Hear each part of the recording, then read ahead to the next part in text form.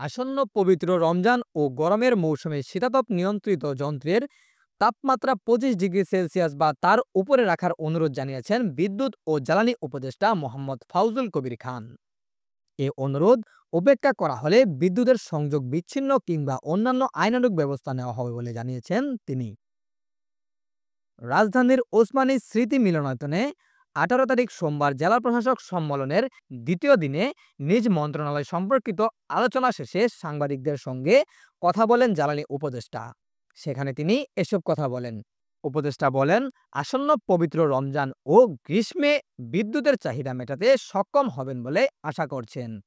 শীত মৌসুমে বিদ্যুতের চাহিদা 9,000 মেগাওয়াট, আর গ্রীষ্ম মৌসুমে এটি বেড়ে হয়ে যায় 17 থেকে 18,000 মেগাওয়াট। এই পার্থক্য হয় দুটি কারণে। এর মধ্যে একটি হলো সেচের জন্য প্রায় 2,000 মেগাওয়াট অতিরিক্ত লাগে। এই সেচের বিষয়ে সর্বোচ্চ অগ্রাধিকার দেওয়া হবে। উপদেষ্টা বলেন, অন্য কারণটি এসি।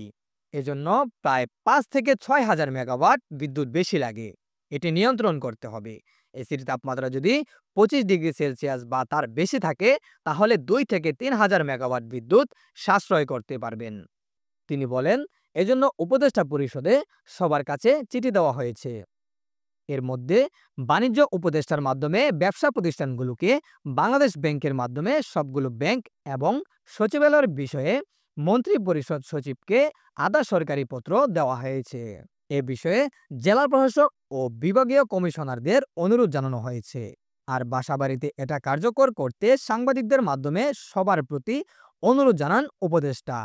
মোহাম্মদ ফাউজুল কবির খান বলেন, শীতাতপ নিয়ন্ত্রণ যন্ত্র ব্যবহারের ব্যাপারে কোনো বিধিনিষেধ নেই, কিন্তু তাপমাত্রা 25 ডিগ্রি সেলসিয়াস বা তার উপরে রাখতে হবে।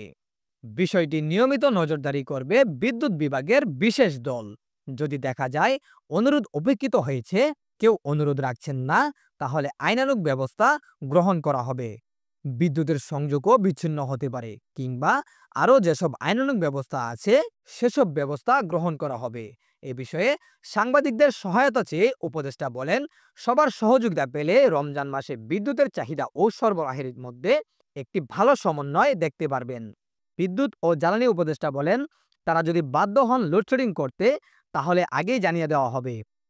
এক্ষেত্রে শহর ও গ্রামের মধ্যে পার্থক্য হবে না। গুরুত্বপূর্ণ স্থাপনা কেপিআই ছাড়া সব জায়গায় সমানভাবে লোডশেডিং দেওয়া হবে। তবে তার আশা, এটা করতে হবে না।